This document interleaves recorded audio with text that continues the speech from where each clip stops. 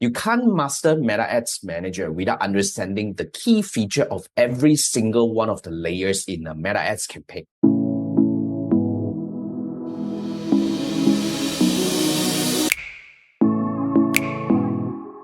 So there are three key layers. So the first one is definitely the campaign layer. Now, in the campaign layer, it's really the layer where we decide the most important thing of a campaign, which is the objective.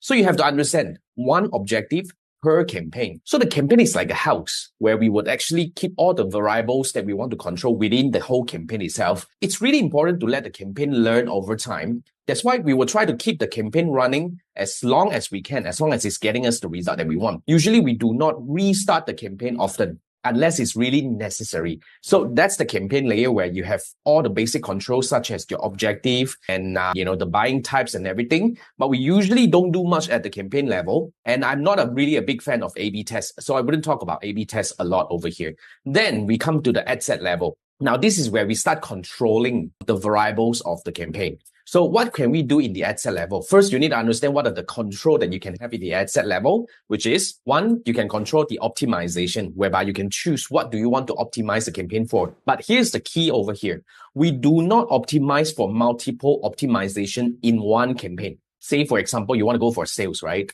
And then you want to have one ad set optimized for add to cart, the other ad set optimized for initial checkout, and the other one optimized for sales.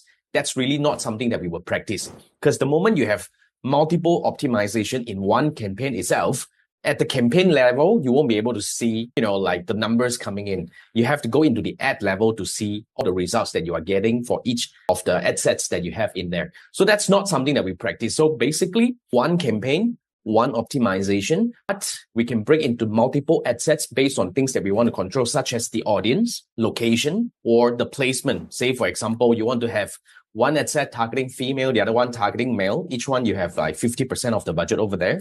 Or you can do something like, geographically, one region you want to spend $100. The other region that has a lower density of the audience, you want to spend maybe just $50 over there. Or the other thing that you can do here is you can even break them into placement control, whereby you can have one ad set targeting Instagram and the other ad set targeting Facebook, so that you can have equal distribution. Because the moment you put everything together, Meta would actually do its own optimization, whereby you may spend more on Facebook or Instagram.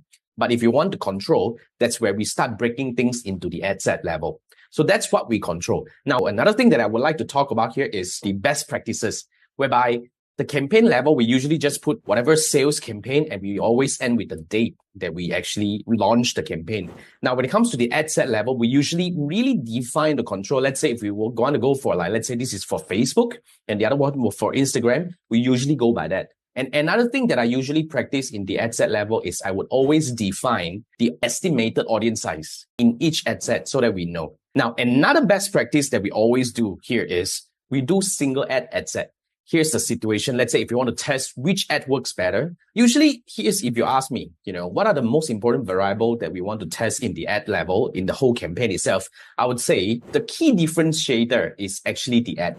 Not so much on the audience targeting anymore, because back then people used to do interest targeting. Each ad set, you have one interest targeting. Don't do that anymore, because Meta would actually kind of merge things together and it's not performing anymore. But we do practice single ad, meaning all the ad sets are targeting the same people, but we will put different ad into it. The reason why we do that is because we want to make sure that each ad would get even budget distribution so that we can really know which one works better. But in order to maximize this structure, you need to make sure that you have exclusion in place. Otherwise, you will be repeating a lot among the audiences, and which will cause your frequency to come up, and overall the result may become slightly more expensive.